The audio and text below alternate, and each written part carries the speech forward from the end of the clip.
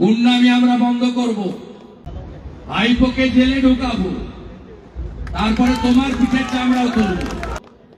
আর এই high rise গুলোর নিচে যদি তালা লাগায়, লিলুয়াতে লাগিয়েছিল বালিতে, একটা মেসেজ দেবেন 15 মিনিটের মধ্যে যদি তালা ভেঙে ওই তালাটা ওদের মাথায় না ভাঙতে পারি, আমার নাম শুভেন্দু অধিকারী।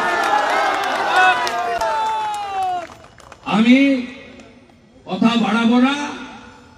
মোদীজি প্রধানমন্ত্রী হচ্ছেন, ডাউট আছে নাকি?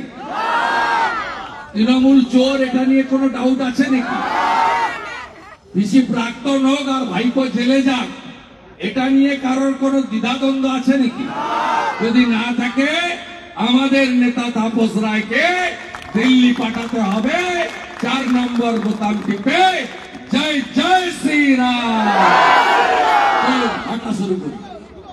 আপনারা আজকে গোটা ভারতবর্ষব্যাপী যে 7ম দফার নির্বাচন, তার আজকে শেষ দিনের প্রচার, হাতে মাত্র 1 ঘন্টা আছে। আমাদের অনেকটা পথ যেতে হবে, প্রায় 3.5-4 কিলোমিটার পথ। একটু দ্রুততার সঙ্গে পৌঁছাতে হবে এবং আমাদের আবেদনটা শেষ মুহূর্তে গণদেবতা জনতা জনার্দনকে দিতে হবে। এখানে কিছু গুন্ডা আছে। প্রিয়াঙ্কা টেবরিয়াল যেদিন এন্টালিতে দাঁড়ায়, আমি শুধু গুন্ডাদেরকে বলে যাই, এখানে মঞ্চ করার আগে কি একটা আলম না কে ছিল,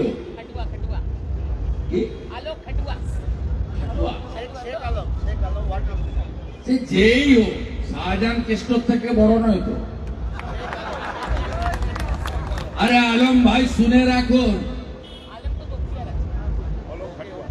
অলোক খাটুয়া শুনে রাখুন, তাপস রায়, যাকে নরেন্দ্র মোদীজি প্রার্থী করেছেন, এবং মোদীজি তার ব্যস্ততম শিডিউলের মধ্যে প্রায় 2 ঘন্টা তার নির্বাচনী কেন্দ্রে একটা জনশুনানি করে রোড শো করেছেন।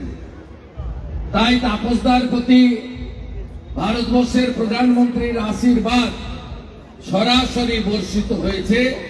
বাকি কাজটা আপনাদের পরশুদিন করতে হবে।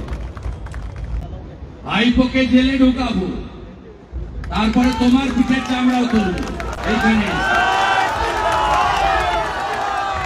বাড়ি থেকে বেরোবে না, ভোটের দিন বললাম, ভোটটা দিয়ে চলে আসবে।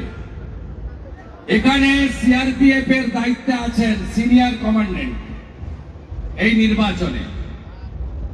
আগামীকাল সন্ধ্যা 7টা থেকে 250 কিওয়ার্ডটি 60টা ওয়ার্ডে ঘুরে বেড়াবে।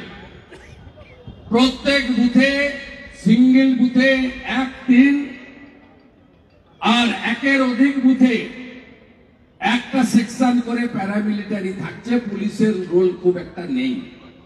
ভোট আমরা করাবো, গুন্ডামি আমরা বন্ধ করব। সবাই ভালো থাকবেন। ভারত মাতা কি।